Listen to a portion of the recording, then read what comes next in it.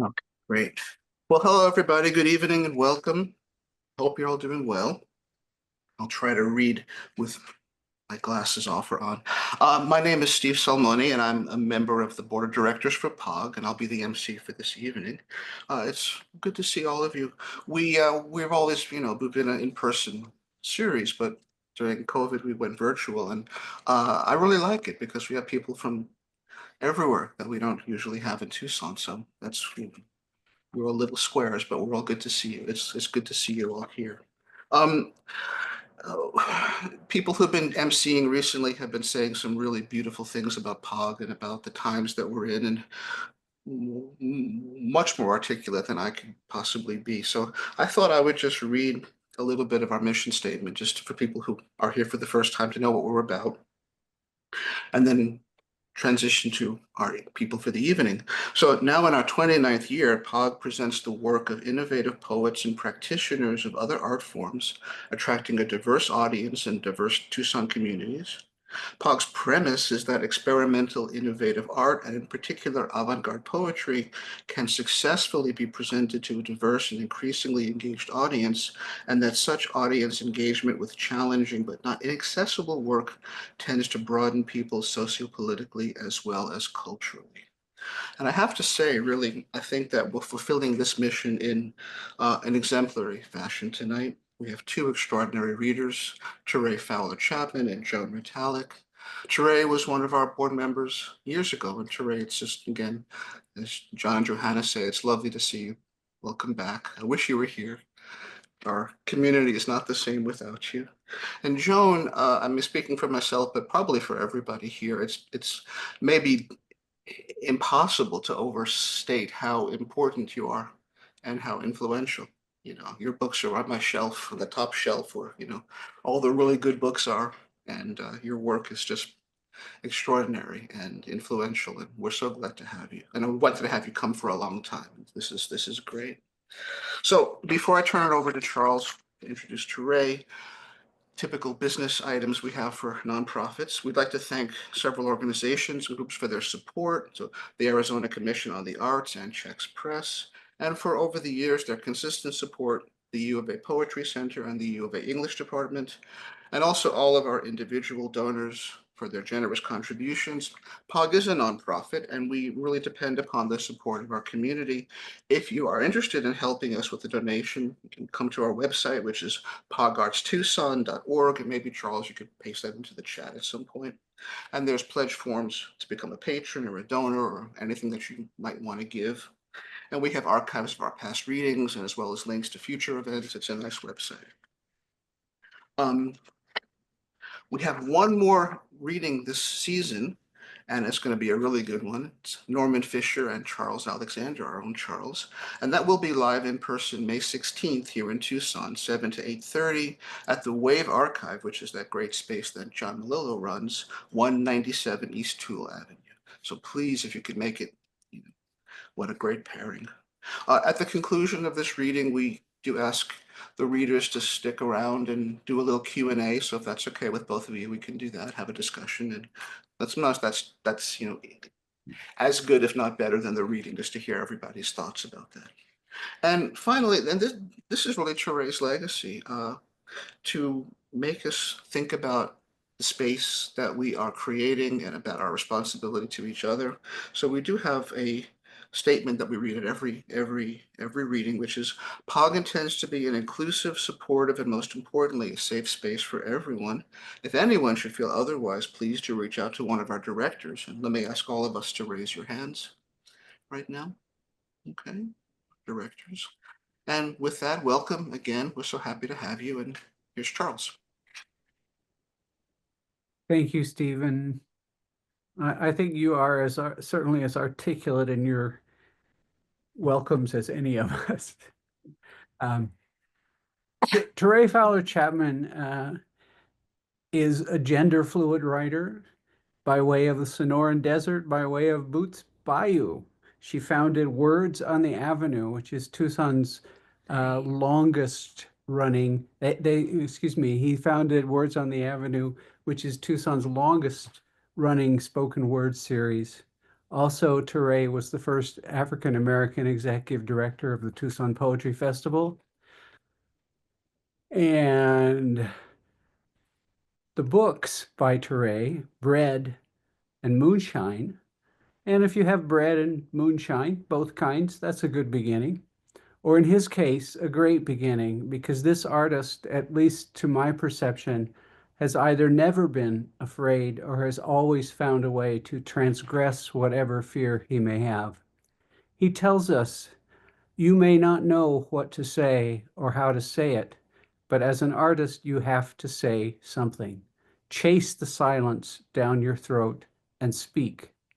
But even with all the chasing and transgressing that has to happen, there's room for freedom, there's room for love, and they are linked. Teré quotes Nina Simone that you can't tell someone what it feels like to be in love, but we know it when it happens, and says, that's what I mean by free. Bread and ends with a single word line, and that word is darling. In the context of the poem, that darling is specific, a person, yet in the context of Teré's work, that darling is a call from oneself to the world and back again. We are all part of that darling, though perhaps only if we can know that love and be free. There's a world of poetry and culture in Tucson, as many of you know, and in the years since I arrived here in 1984, there have been a few individuals or groups that have, through their work, caused real transformation and left a mark that will never be forgotten.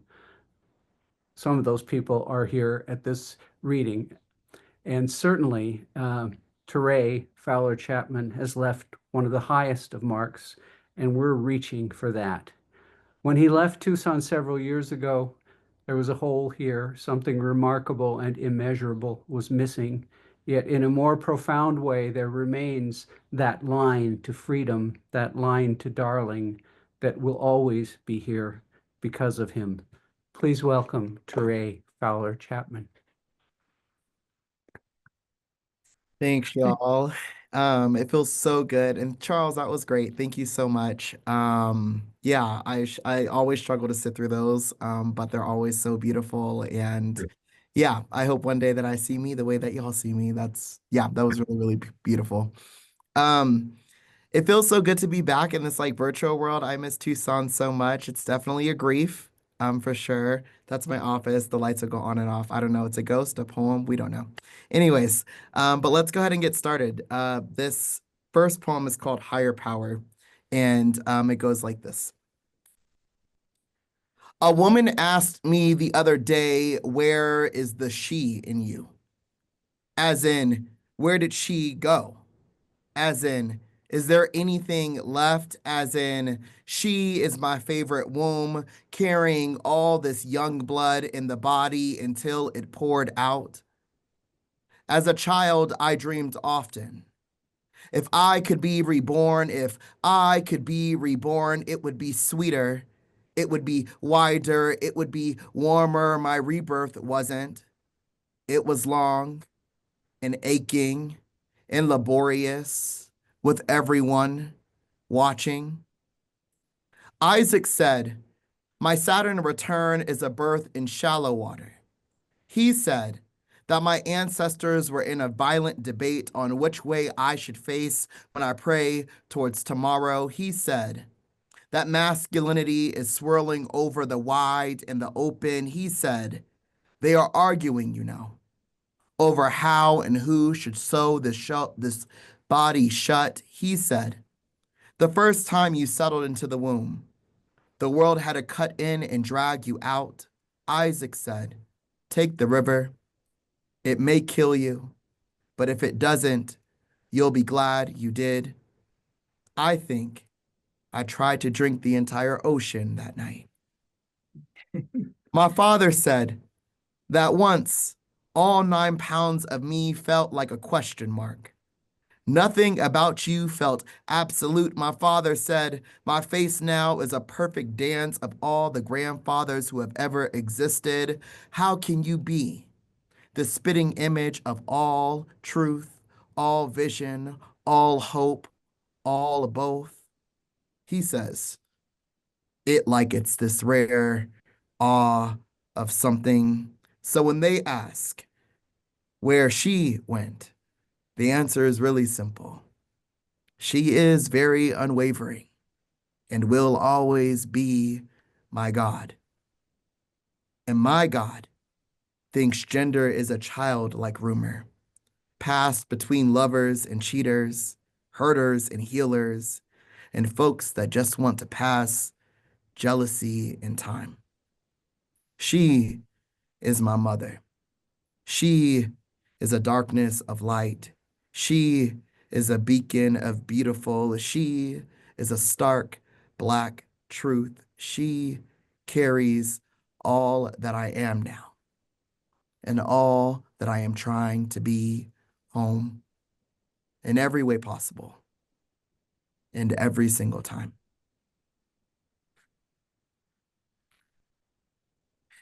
All right, this next poem is called Return to Cinder. No, I'm gonna go up. I'm gonna read this one. So I'm in an MFA program right now. So I don't know. My work is like, I don't even know what, like I write it, I turn it in, and I'm like, that does not even sound like me. But it's kind of cool. It's interesting to like see in the different ways that I'm growing. I go to Antioch University. Shout out to them. They're great. Yeah. And so it's just been really, really interesting to see the way that my work has evolved in that way. So this is a poem that like my professor told me to write. I really did not want to write this poem, but here we go. It's called A Plan for My Pretty World of Words. I found a book of poems like someone finding a hidden letter meant just for them. And I held on to the poet's word like a seatbelt in turbulence. The poem, the pilot, and I, the powerless passenger, being turned anew. I'm not sure where the poems are taking me, but I do want to go. Even if anxiety knuckled, even if soft spoken becoming something else, even if I'm bracing for the landing, even if I'm afraid of the fall, you come from people who can fly, the poet says. Lived on a sticky note in my cubicle, next to a headset attached to the first microphone I was paid to speak in. It's like this unrevised repetition of, hello, my name is, waiting to be found. And welcome to Living Social. How can I help? Me, please get out. I said it 100 times a day like a stubborn line of poems shedding its dead skin, the process of repeating, building stamina in my sound like mortar grinding stone between calls I wrote poems. Quiet rebellions. On a blog no one even knew existed. It was called A Sliver of Pearl. It was in the sliver of desert because Toni Morrison said I ought to, because Toni Morrison said our world is just like a pearl necklace, because Toni Morrison said that little fixture between the bead and the breath and the bead is mine to write into in order for the necklace to never break. Once I got the message that the poet found the blog, and I didn't believe her, but I emailed her anyways. And do you know the poet wrote back? I didn't follow, but I did follow through. And I don't think I would have jumped, not the way I jumped, without this question. Because the next day I quit my job, despite the poet warning me not to, because the day after that, the entire call center permanently closed down, because the day after that, I became a poet in the middle of a desert, because the day after that, I became a teaching artist, and then the next day, an arts organizer, and then the next day, an executive director, and then the next day, a master of a craft, and then the next day, I became an educator, and then the next day, a principal, and then the next day, and the next day, and then the next day, I became a devastating something else. I became afraid, and then I became unafraid.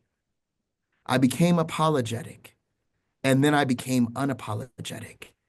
I became protective. Then I became vulnerable. I became honest, and only then did I become free. So now I'm going to tell you what Tony Cade Bambara told that poet, and that poet emailed to me. I'm going to say, okay, poet, so you can write pretty. So what? So what's the plan for you? and your pretty life of words.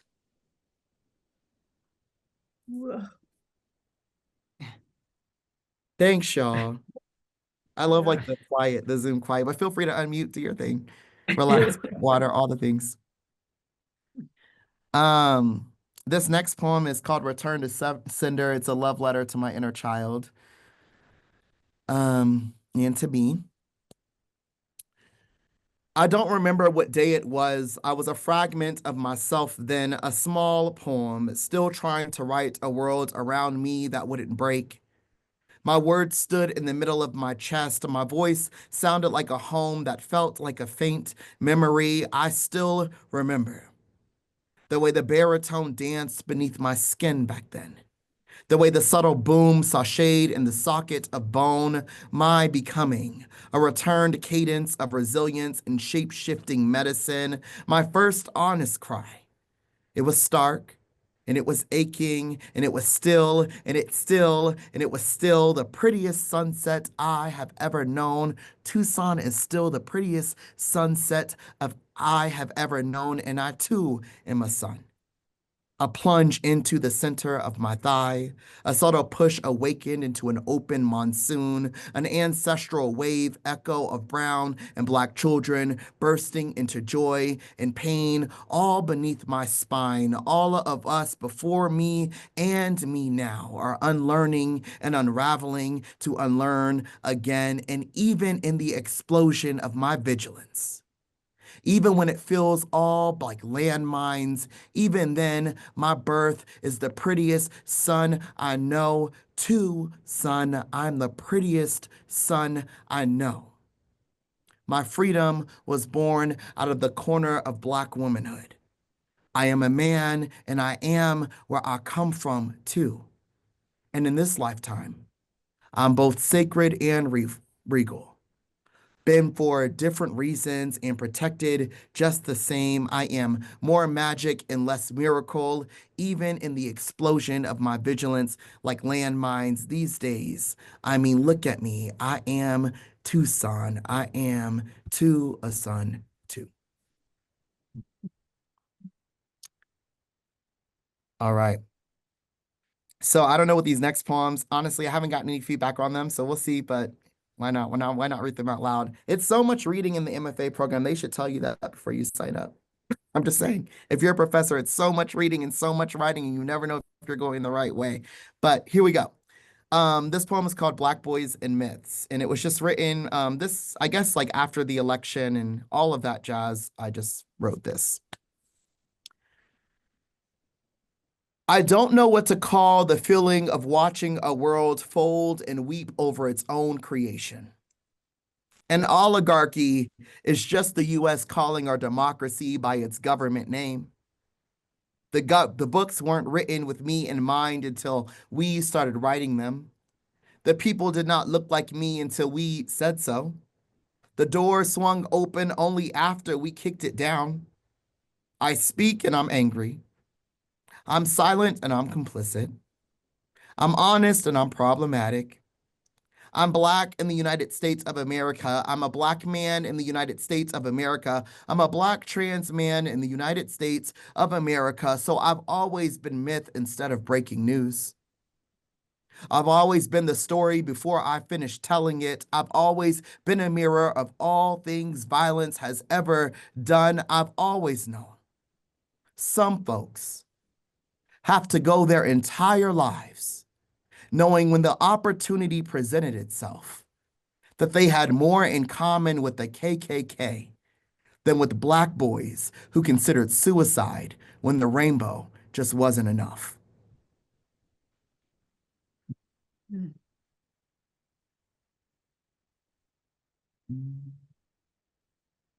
I really like Jericho Brown wrote this. He does these they're called duplexes. It's a poem form that he created. And so in my program, we're called the marigolds. We're all named after flowers. So I'm a marigold. And yeah, so I learned about this poem form and I've been experimenting a lot with poem form. You may hear that a lot in repetition, but you should try a duplex if you have not already. They're really fun.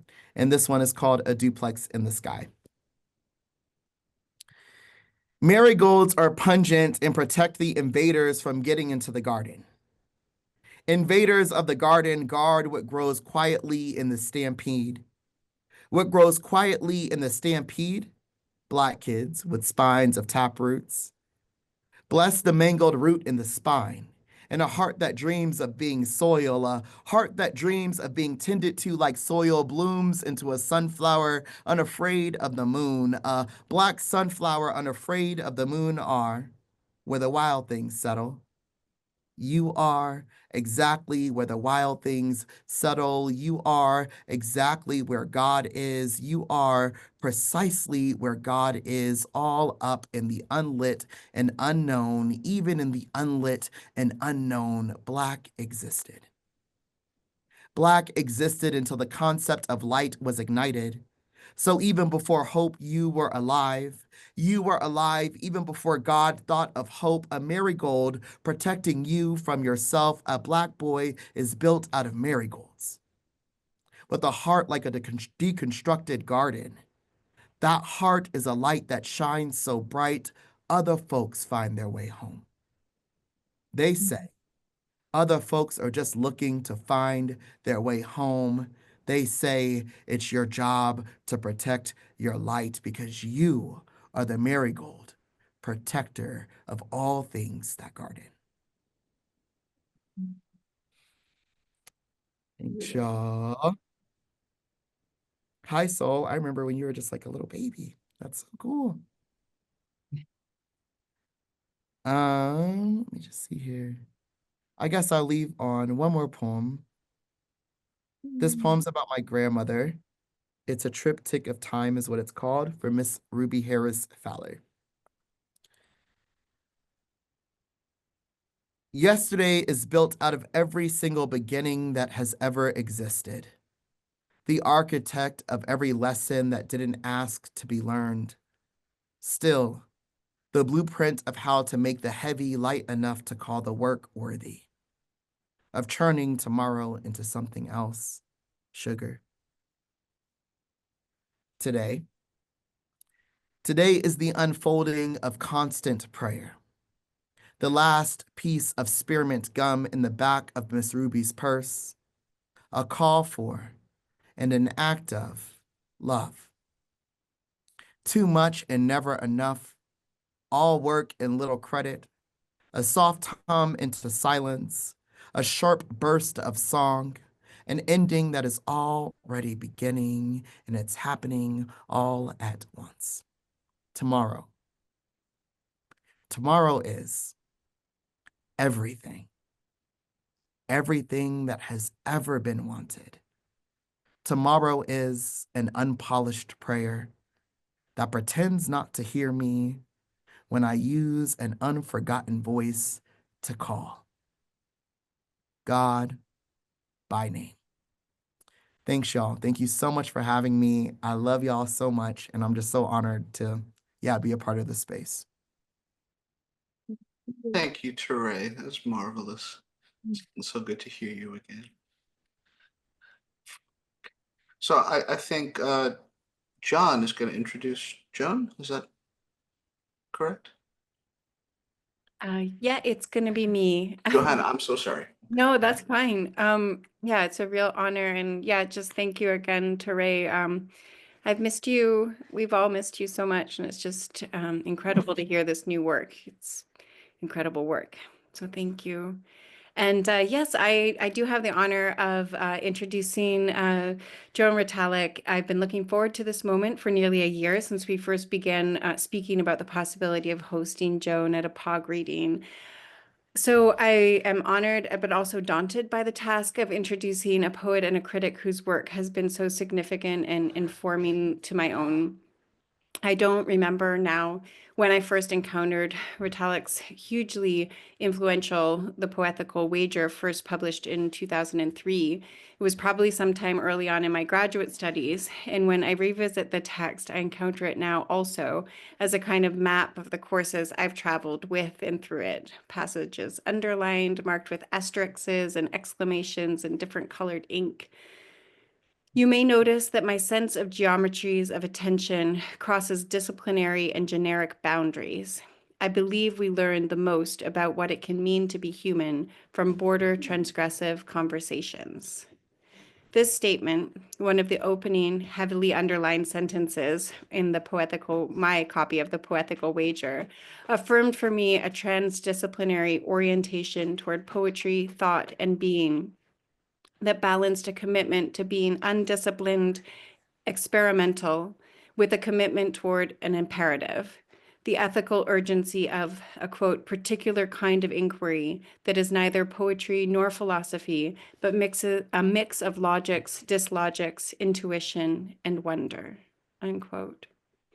Joan Retallack's intuition of the essay as wager, taking up a, quote, intermediate zone between self and world in the distancing act of play, is anything but distanced or distancing in the more common understanding of this word.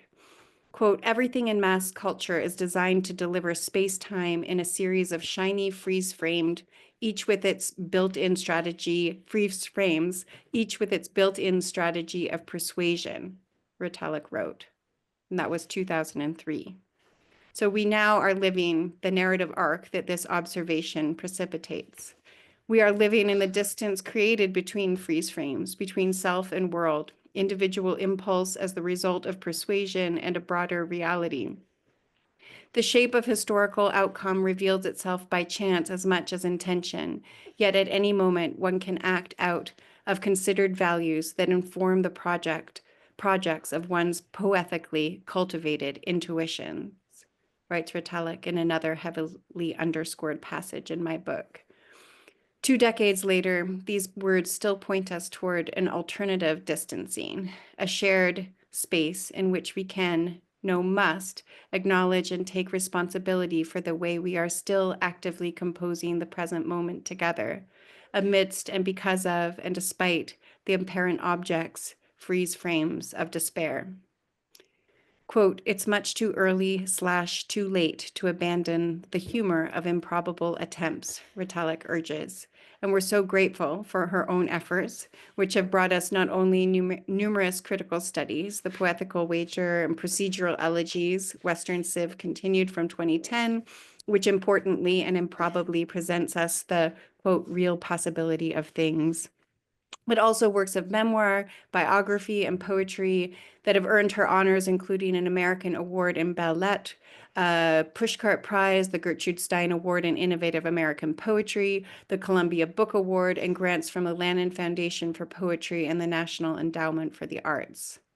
Retallack is the John D. and Catherine T. MacArthur Professor Emerita of Humanities at Bard College, where she directed the Language and Thinking program for 10 years. She's working with others to develop an Arabic language and thinking program at Al-Quds University, the Palestinian University in Jerusalem. Poet Hank Laser, who POG was lucky enough to host not too long ago, has offered Joan Retallack what many of us here will understand as the highest possible praise by referring to her work as, quote, philosophical and playful, intelligent and error-prone. It is just an absolute joy to be in the company of Joan Retallack. Please welcome her.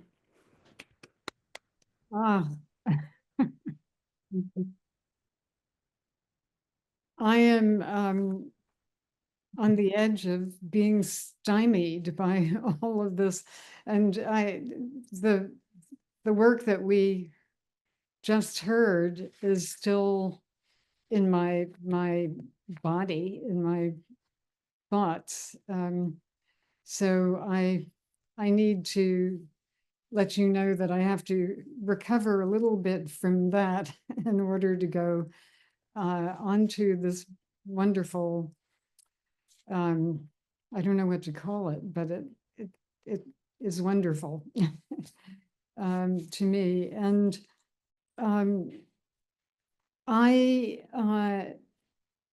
am thinking about starting, well, I will let you know what the idea is. I'm going to start with something from, and I know why I'm hesitating. I don't have the right glasses on. There. So this is, it just happens that this is, this book, How to Do Things with Words, is something, I don't know if any of you have encountered that, but that had a very delightful imprint on me, so much so that I stole the how to do things with words as my my claim to that. And that had a lot to do with the fact that I am very, and always have been, excited by philosophy as well as poetry. And as you just heard from our wonderful person who is clearly understanding that in her own way. And so I'm just going to read this little thing from this, which actually has been out of any way to get it for quite a long while, and now is going to be given another chance at it. So here it says, "It is time then to make a fresh start on the problem. We want to reconsider more generally the senses in which to say something may be to do something." That's famous J.L. Austin, How to Do Things with Words. That was his going at it. And it is also something that has to do with thinking about philosophy and poetry as things that are not trying to be more of what we all want, but to really understand how important it is to interweave these things. So, and below that is, she likes it very much. She likes it too much to say so. Gertrude Stein, A Vocabulary of Thinking How to Write. So that's sort of the warm-up. And everything else that I'm going to read is from this book that came out, I guess about 6 or 7 years, and I have wanted to give it some airspace and to be part of the conversation that we're a part. The Ventriloquist's Dilemma. Birdsong entered our words and left with migratory echoes insufficiently dispersed. We are not designed to perceive most of what surrounds us or to fully understand the rest. Maybe it's true non-linear equations drove the teenager off the road. The self-propagating slope remains unhindered in its XY axis. Is always difficult to state these things rigorously. Sound waves break on the shore, making some feel unwelcome. And too, there's that conspicuous absence of real metaphor in nature. Sorry, I think I meant to say there's that conspicuous absence of real nature in metaphor. Someone will claim real is a misleading construct. Someone will claim night flew into a tree, those 5 words in a line.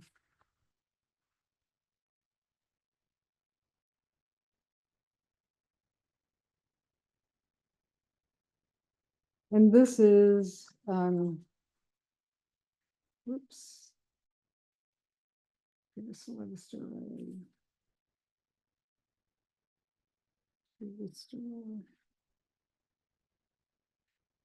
Oh, here it is. Okay. Fierce love story.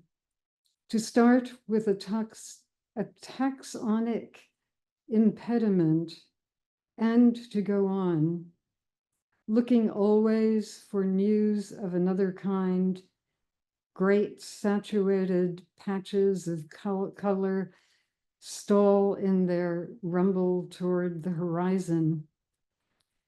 Squeezing tube dearth overflows with biblical pornography.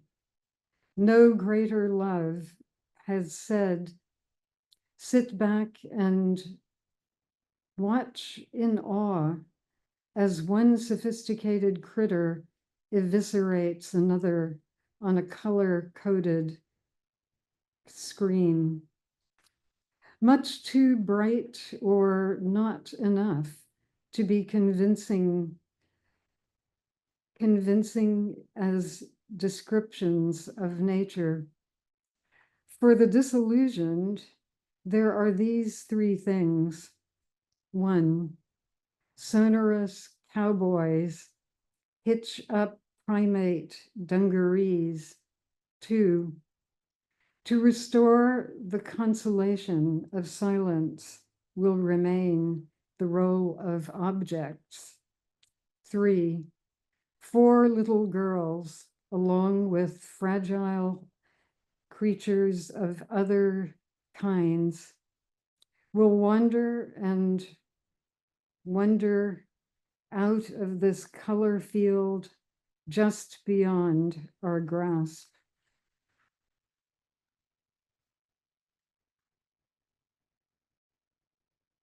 The long and short of it, thought experiment. Feed long and short-beaked pigeons the same food. Exercise long and short-legged quadrupeds. In the same manner, expose long and short-haired sheep to the same climate. Direct every time line toward the same set of nesting horizons.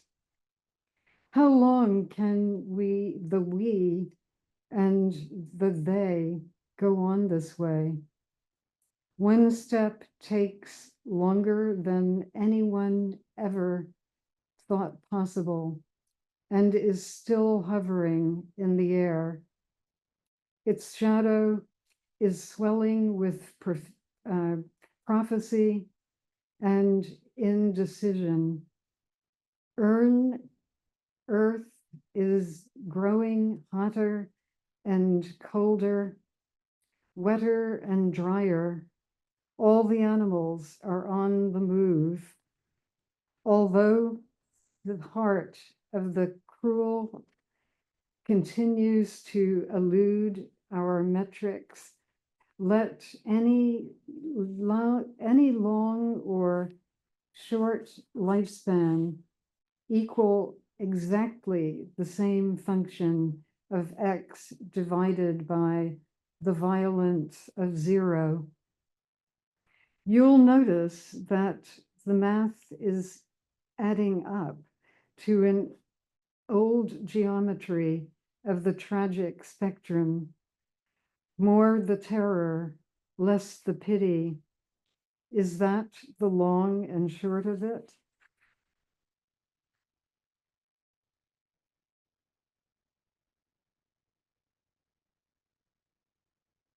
None too soon. Located in memories without precedent, fine stock of syllables not yet squandered in pliant affirmation. Don't be scared. The more non-existence of the gods, there are only ones counting your blunders. Hard to forget what's never been known for sure. Yearning minds conjure thoughts, conjure thoughts bound to reform the musculature of determined smile. The only worthwhile thought experiment of which I'm currently aware is to construct a logical space-time bracket in which all of us, animal, mineral, vegetable, are sometimes dreaming. Let's see.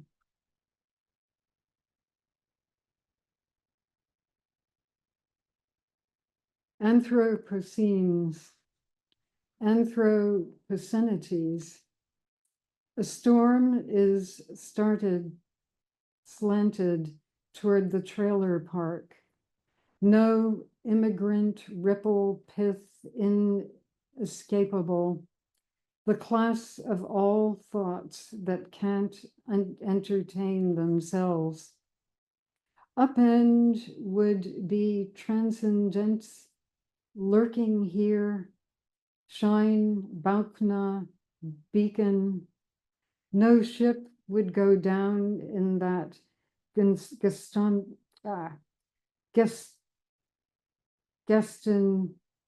stomp stormy sea. Bacon sizzles on the non-stick pan. What is mean or meant in this who cares to know? One dimension grinds noisily past another in a routine demonstration. Proper response, enjoy the friction, avoid collision. Beautiful silver fish jumps out of water and explodes in air. Trans-nipple cue, will some of us never be post-data? These long days, nights are too mean, too hot, too cold, too wet, too dry for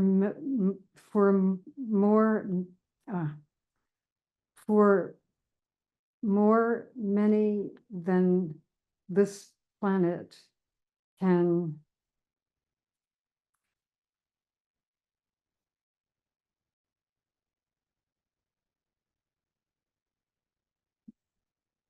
The magic, where is this? So this is another section. It's in Loco Scientia, math and science.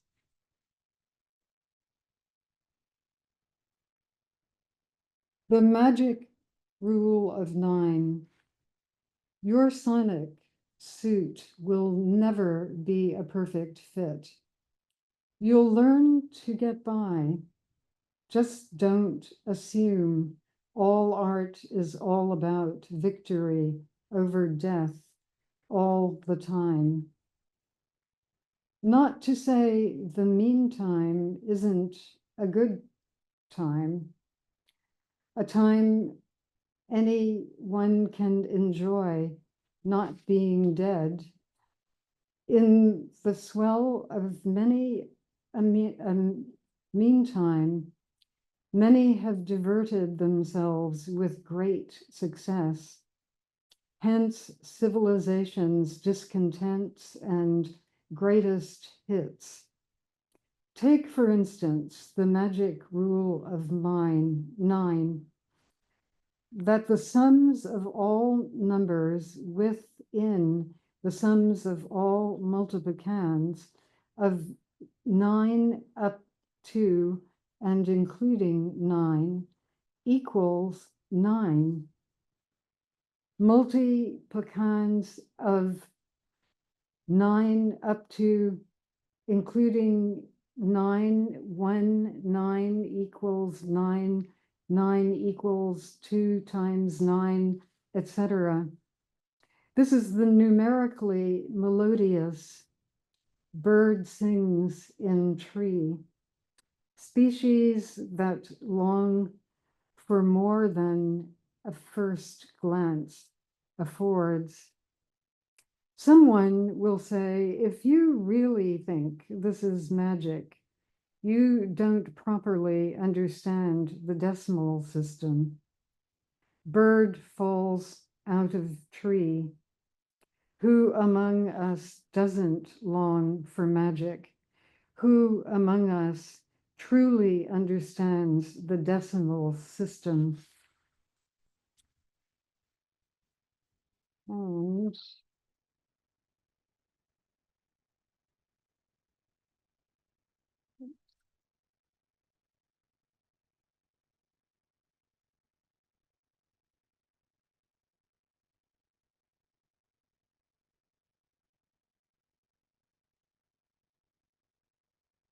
real-time experiment, war games.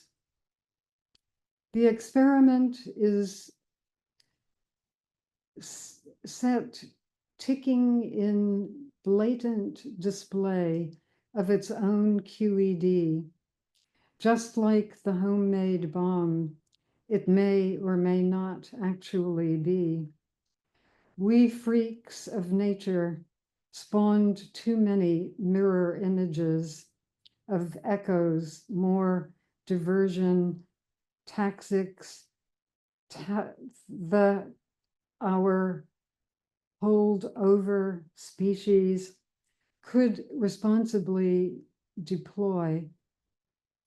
Meanwhile, is all that's left in the violence of precision-timed untimeliness.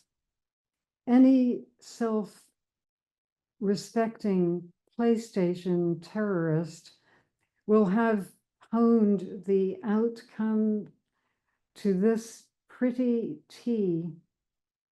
No problem.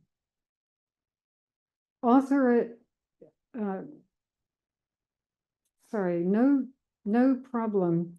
Authorities on it 24/7, and then some real time simulates up and running for years, spew enough data to settle the matter after another in nick of time, the nick of real time, so many nicks, so much real time, blood everywhere, happy days, victory is ours.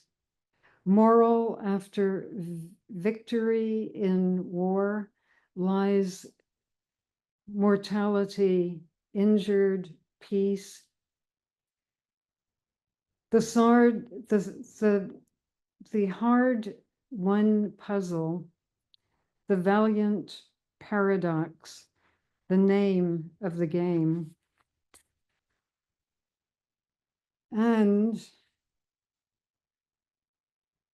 I think I'm going to stop there. As you can probably tell, I've been having some trouble with it, which has to do with a bout of unfortunate, I don't know what to call it. I just was very sick for quite a while, and I'm sort of just getting back into being with people like you. So thank you. Thank you, Joan. I know health is a precious thing, and we're happy to have you no matter. Well, thank you. I probably should have warned you a little better. I was practicing and practicing, and it was getting better and better. And then the practicing went away. And so, One thing we all, I think, hopefully have learned from these recent years is that we have, we just are, and we're happy to be with each other in any kind of state. Yeah.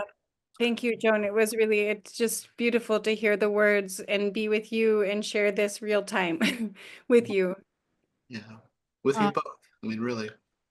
well, I love being with all of you, and I don't feel sullied or in any way by not living up to it. I wish I could have, but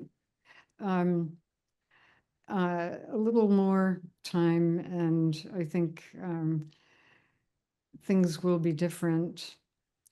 I hope in the kind of terrible space we're in right now, in our really scary person who's supposed to be, guiding us.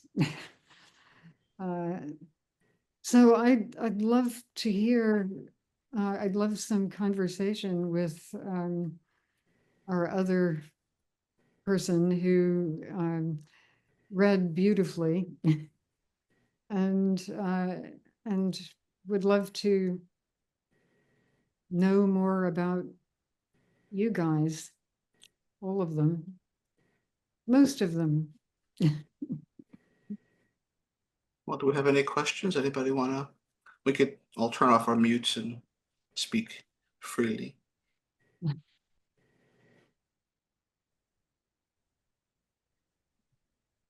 You really shone through your words, Joan. So I was kind of leaning in to hear and just soaking it up. Well, I'll just assume that the soaking up helped. No, it was wonderful. Well, I felt so good. I felt I knew you all in some way. I mean, because of the way you are with each other, and so I really am very moved by that. Much more moved than embarrassed. That's good. Well, I have a question. I feel like there's something that connects both of your work and what, I'm soaking up from both of your projects and that you shared. The idea of like how to do something with words, like the emphasis on the do and the sort of activity of language and And I just, yeah, I wonder if you can both maybe talk a little bit about that, like Teré, that fantastic poem that you said. I think it was the one that you said that your professor made you write. What's the title again? The pretty words, the Pretty world of words, something like world that. of But yeah, words, right? Like underneath of that, or the that whole poem, right, is asking us to do something with words, and right, and yeah, I just wonder if you want to talk about that. yeah. And Joan, my favorite poem that you read was the one I really loved. Like, I'm really invested in like the blueprint that is like left behind, and I really liked the poem about like how like the space suit that we all like wear, like it may never fit like properly, but like having grace and like compassion as like the world like shape shifts us. So I really appreciated that poem particularly. Mm. Um, but yeah, that poem, the one about a pretty world, I'm like, I don't even know what it's called because I was forced to write it. I'm just kidding. Hopefully she never sees this video. But it was a poem. It's inspired by like a haibun, which is basically just a prose piece that like ends with a haiku. And she gave me like uh the specific prompt was to like write about like the first time that like you fell in love with poetry. And I was like irritated because I was like, that's not part of the agreement. Like, for the grad school certificate, the piece of paper is that I have to write extra poems outside of the poems that are already required.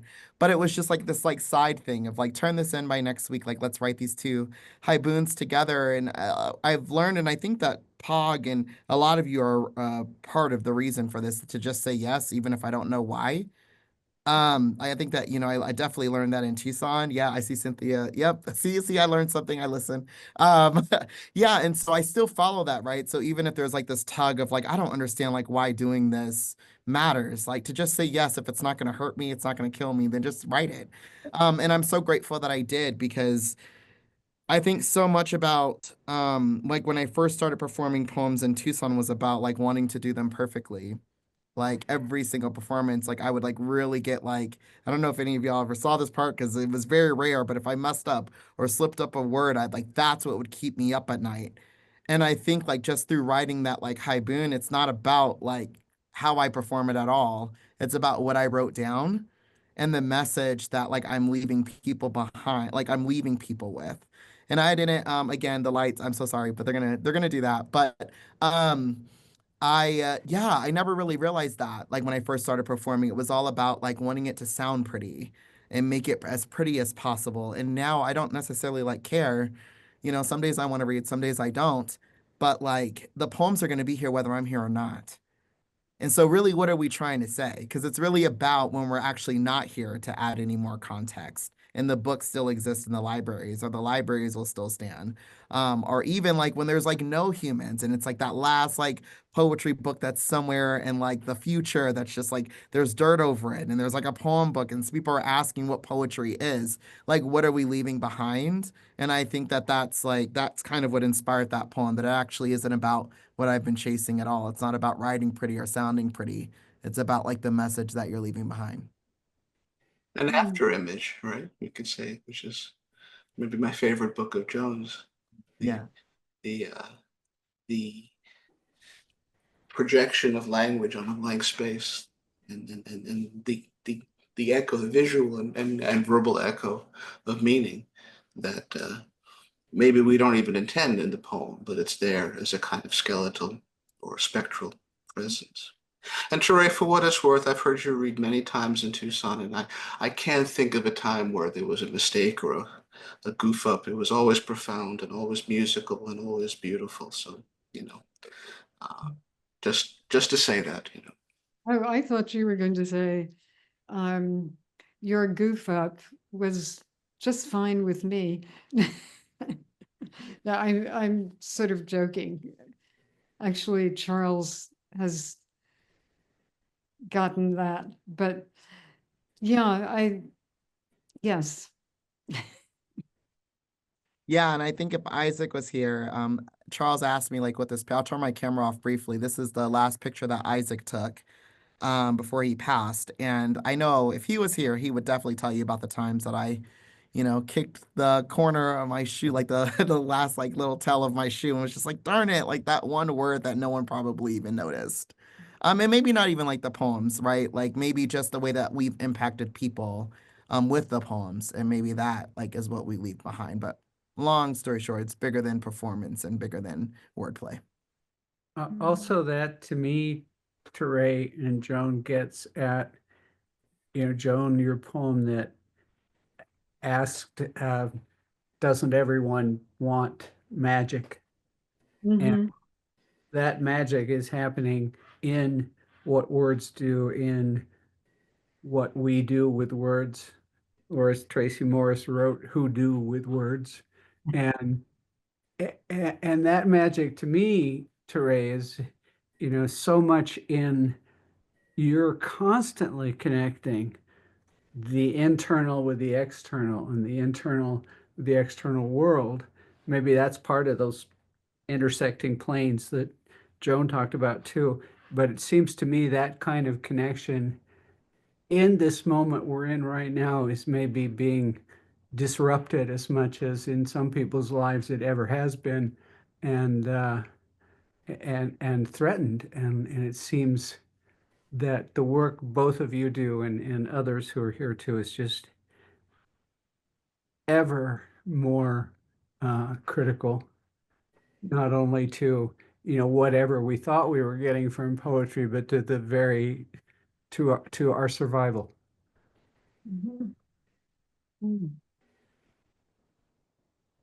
I don't know, you want to speak to that? I Yeah. just I felt like there was a lot of how to take care of yourself in both your poetry.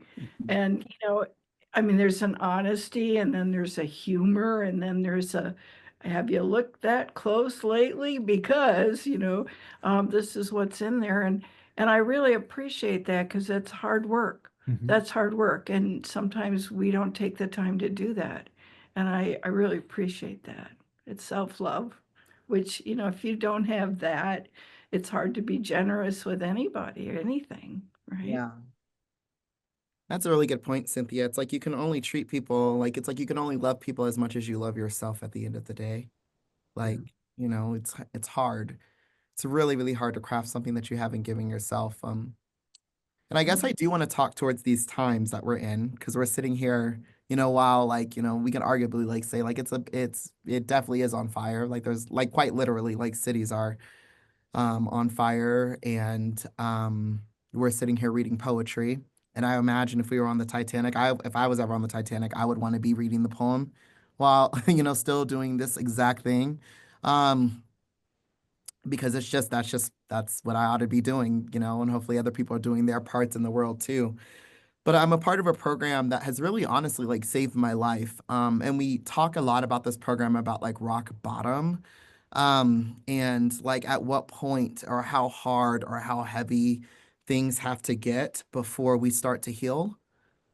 Um, and so for me, like I kind of look at these times as like, we've been walking in this direction for a very long time. And even like, if I look at my own journey, like there's times where I was doing well and like I didn't necessarily like want to acknowledge like whatever like I needed to like heal from. And then there's other times like where I was like on it and it was like all I ever wanted to talk about it. All I wanted to talk about. Um, Regardless, it's like I look at like our country as just like hitting this like really heavy rock bottom for the first time where it's like so pronounced that you can't unsee it. And so I don't know how long, and I also know that rock bottom is as deep, it's not like an actual bottom. It's as deep as you're willing to dig. So, um, I hope that we're at this place where like every time we get to this place, more of us see it. And that is like the power of community, and that's the power of like kind of like self-love and love. And so it's just kind of like even like writing poetry during this time is its own like act of self-love. Like I could be doing a lot of things, but choosing to pour into ourselves or pouring into the communities that we come from in the communities that like have raised us and that we've called home. I think it's the most important thing in the world, especially like the harder it gets, the more we should be writing. It's the only thing like that's our part of like the necklace that keeps the country and like the world together. And so yeah, these times are hard, but I also know that like, we kind of walked ourselves here. We in many ways, this is the inevitable bottom that we had to, unfortunately, not us in this room necessarily. We all have been seeing it for a long time, but other people have been incredibly sick for a very, very long time. And so eventually, like you have to like admit that like this is like unwell in order to get better, or you'll never actually find healing. And so I'm sad that this is a part of our process. If anything, I'm just sad that this is a part of our process during our lifetime again. Because it's just as deep as we're willing to dig. Well, I like your sense of jump in too, because I think we do it with words. It's required of us now in all kinds of ways. And I've been around people even now who are sometimes afraid to upset somebody, or afraid of this or afraid of that, or maybe afraid they'll end up in a prison in El Salvador, who knows? But it seems like jump in is what we have to do, is what we have to do. And to turn a little bit, Joan, you also don't worry about how you read those poems. You read those poems so word by word and deliberately that I felt I was able to just move right into them and hear them that way. And I thought, it may be that it is that you've been ill and you might not be entirely satisfied with that, but believe me, it was moving. Yeah. Well, thank you for that. And I actually felt that I could do that with this group. I mean, it just felt so much a part of what, in the little bit of time I've been with you, I just have such a vivid sense of how you're all letting things in and doing things to make things better, and it really is very moving to me to be here with you guys. And I could be, hidden somewhere. You wouldn't know I was here. I'm saying these things because it's remarkable, and you are the ones who are making that happen here. And of course, then there is the horror of things going on in the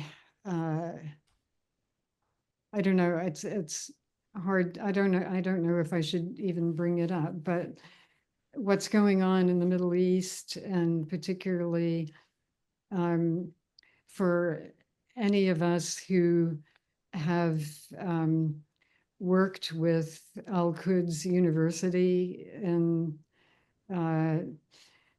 which I have done and have, it's meant a lot to me.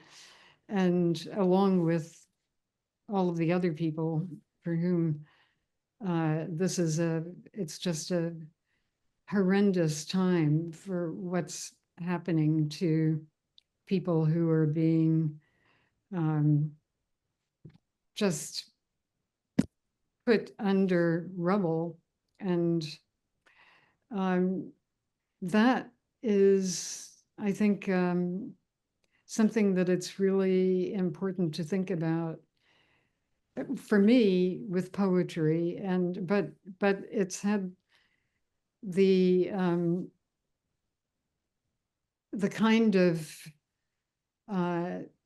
enormity that I haven't actually been able to write words about these things because I know of all these people who are there who are poets. I mean, that's one of the horrible ironies that the people who I've known there and the people who, which of course was not in the target part of what's been going on, but I think there are a lot of questions to ask and answer about what poetry can actually bring, now to that situation.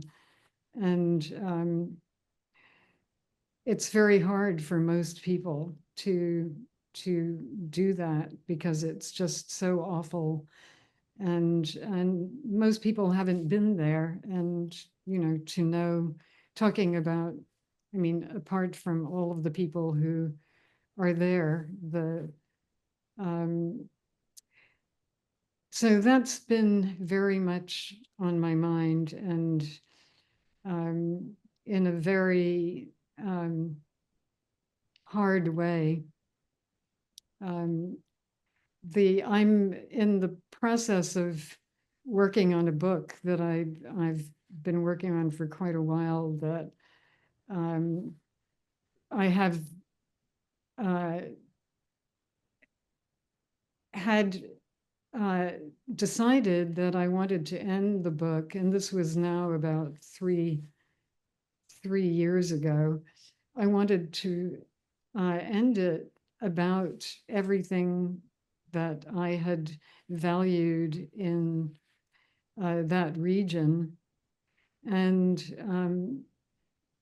that is, that along with a lot of other work that I've been putting together for the book, I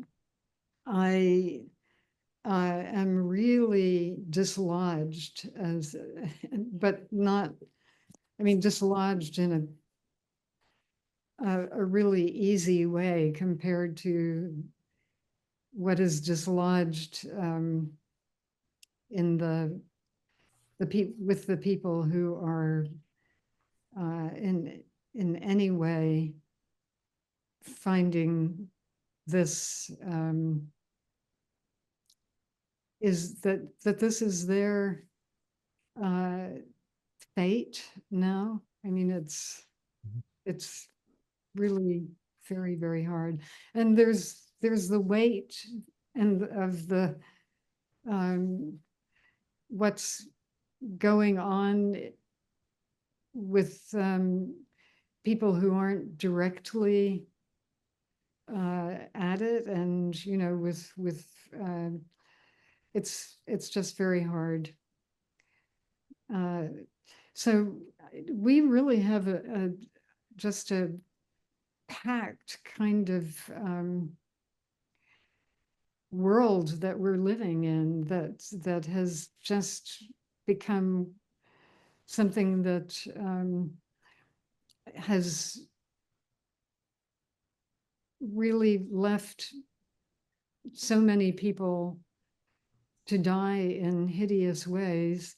And that, of course, I mean, it's going all across the Middle East in various ways. But I do feel I have to bring that up when we're all talking about things being hard.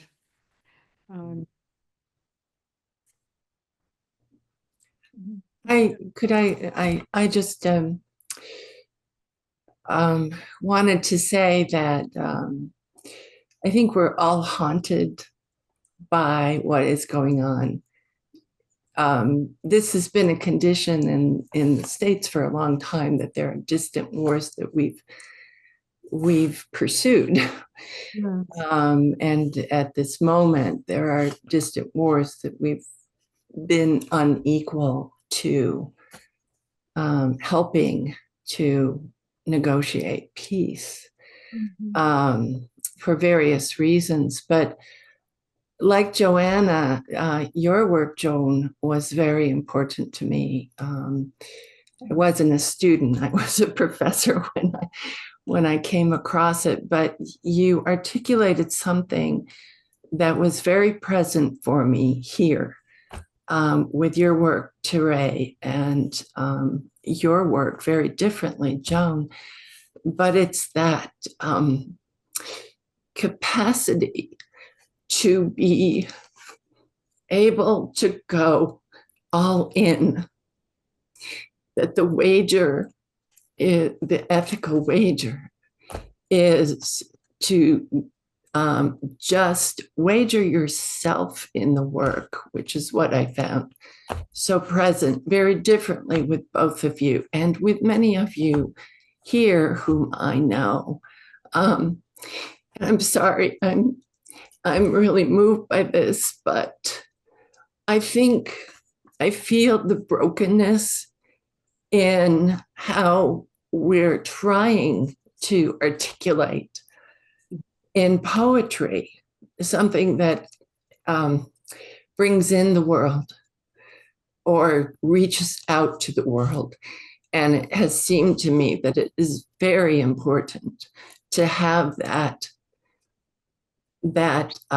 investment, that capacity that we're developing to be all in the work. Although personally, I've been very silenced by all the violence that seems to infuse atmospherically.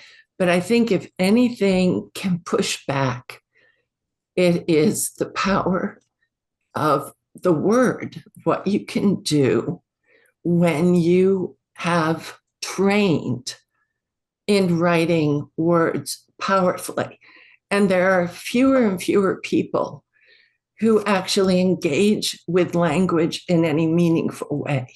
You know, that's one of the problems with undermining education is that you're not giving people a chance to come up in the language respectfully, to respect the truth, to respect empathy. And that was so present here with both of your work and in the response. I wanted to honor that. And thank you. Oh, Thank you, Cynthia. I love you. Thank you, Cynthia. That was, Thank you. Thank you. yeah. And thank you. You know, POG is just, it is an oasis in this desert for work like this. yeah. So. Yeah, I did.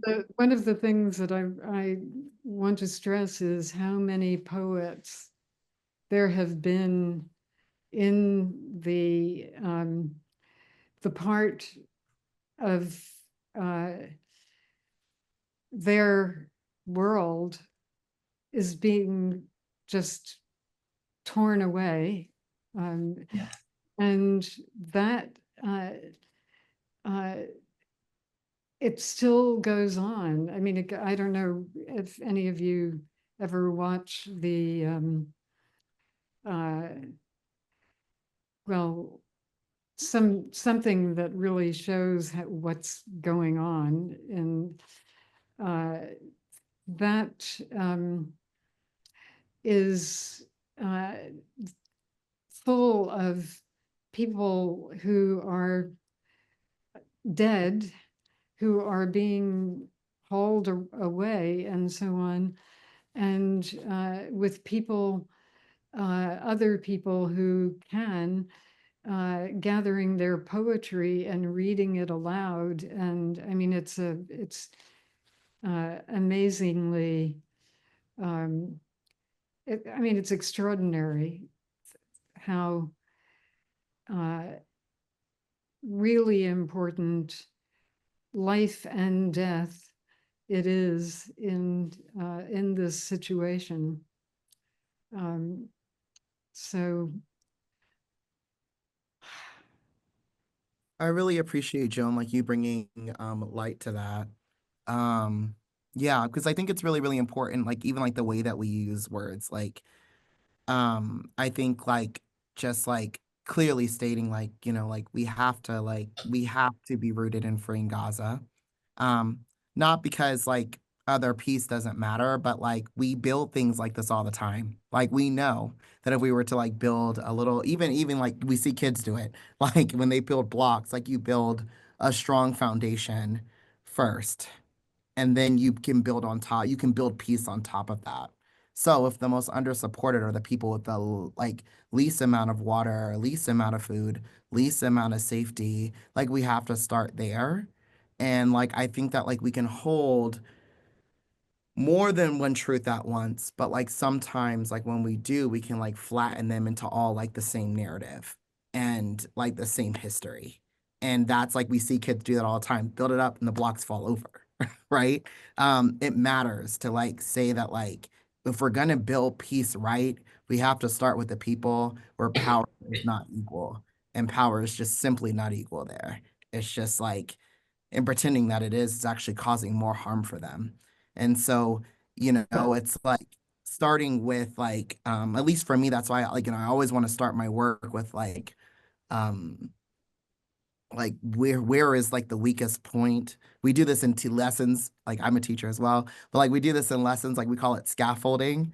And then like right when we get out of the lesson, we're like scaffolding in society, like what? Like it's the same thing. Like we have to start by the person who is the most under supported in the room. And if we can start by pouring there, everyone else by default is like getting supported. Um, they just are.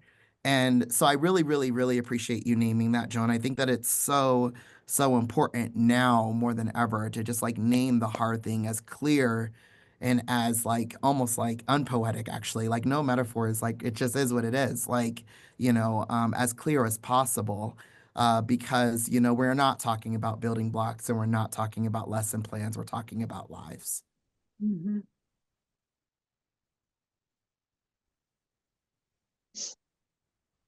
I find sometimes when I think about those issues, and this, I tried to get at this in a poem I read a couple of nights ago that I just wrote, and we have to connect the dots of the violence that is occurring in communities across the world to the violence that is occurring right on our border in relation to people who need to cross that border for one reason or another, to the violence that is occurring on our urban streets against particularly peoples of color and otherwise, because it is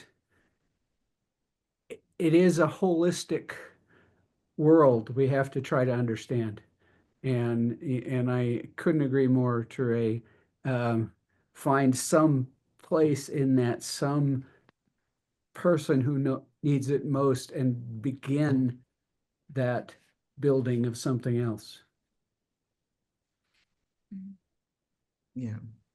And just thank you all like for raising this poet, right, giving me a space to like learn because like yeah, without POG, without Tucson, like I learned how to write and poetry, and then I went back, and now what I'm realizing in the MFA program is like, oh, like I'm really grateful, Joan, that I was able to hear your work at this time in my life, because I think that my ear for poetry has just gotten like a lot clearer, and it doesn't have to be like certain like rhythm or certain like things that I really relied on before. Like now I can like really understand some more like work that wasn't like really like I didn't really understand it before.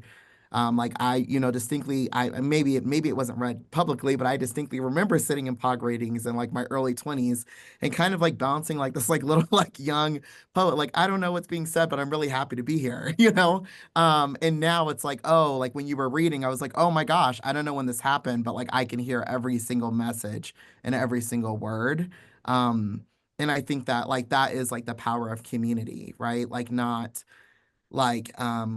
just allowing people to like come as they are and be who they are. Whether it's like yeah, being able to write now or to listen now, it all like really does matter. The point is that we could be like anywhere in the world right now. We're here tonight on a Saturday night doing this. It's a really nice way, Teré, of saying of being able to hold two different ideas at the same time, right? There's all this trauma, all this death, but we have an articulation of life and community, and the one doesn't mean that we can't have the other. Although it's very difficult, to see the way to do writing, but it's all the more important, I guess. I'd just like to add something because except for Jamie, I don't think probably anybody knows me here. I'm in Vancouver. But I just want to say that, sorry, this is wobbling because of my reception was kind of going off. I just want to say that I'm very grateful to be able to enter into this space. I know you all seem very connected through the university and the reading program. And it's been very meaningful for me to hear the work and also to hear your discussion. So thank you. Hi, Judith. I have been able to during the pandemic. That's when I joined some of the readings online that Charles had set up. I think, Judith, talking about a lot of us are connected through the university or something else. I think a lot of people right here, and are connectors. Mm. A lot of people have begun projects that help connect others. A lot of people have contributed to those projects that help connect. And one thing, the words, making the words happen on the page, yes, but all we have audiences too. We talk to people, and that matters. I mean, we're not, it's poetry. We don't have audiences of millions and billions of people, but collectively, maybe we do. And that's important to think about. There are people listening. Yeah. I think especially when there's so much division, that these little threads of communities get connected, and by the work, by the poetry, but also by the saying hello. So that's one reason I wanted to say hello also, is being a Canadian in this context. Yeah. And I think it's really important that the ways in which Americans and Canadians are connected on so many levels, and for me, the poetry is really important. Oh. Is there anybody else that hasn't voiced anything that wants to ask a question? Or make a comment?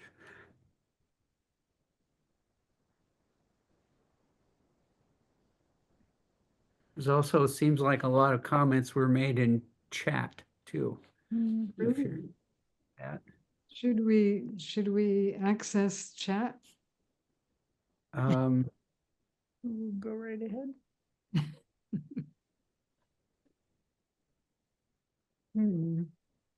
I think a think- lot of people are signing off, saying thank you. Lots and of gratitude. yeah, thank you. Yeah, it's mostly thank yous in chat for the poetry and Oh, discussion. Cynthia says, a thrill to hear Joan, one of my poetic heroes, and to hear you for the first time, Teré. Marvelous readings and discussion. It's almost always the case that when we pair people,